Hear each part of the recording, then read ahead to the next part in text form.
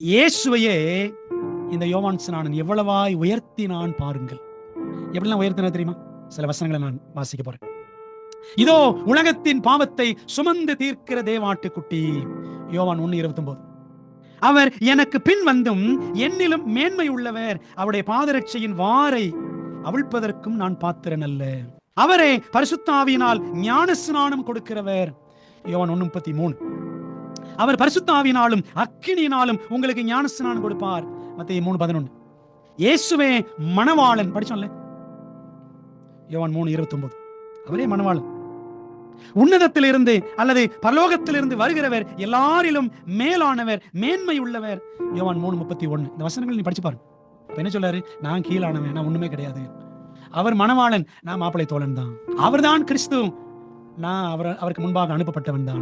அவர்தான் வார்த்தை, நான் வெறும் சத்தம் தான். யோவான் 3:34 பாருங்க. யோவான் ஸ்நானன் இயேசுவை பற்றி சொன்னது, தேவனால் அனுப்பப்பட்டவர், தேவனுடைய வார்த்தைகளை பேசுகிறார், தேவன் தமது ஆவியை அவருக்கு அளவில்லாமல் கொடுத்திருக்கிறார் அப்படின்னு யோவான் ஸ்நானன் சொன்னார் இயேசு பற்றி. நான் கிறிஸ்து அல்ல, மேசியா அல்ல, அவருக்கு முன்னாக அனுப்பப்பட்டவன். யோவான் 3:28.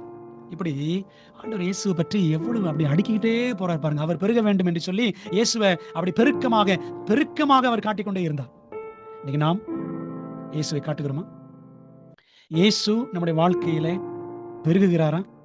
யோவான் ஸ்நானன் இயேசுவை எவ்வளவாக உயர்த்தி தன்னை எவ்வளவாக தாழ்த்தினான் என்று பாருங்கள்.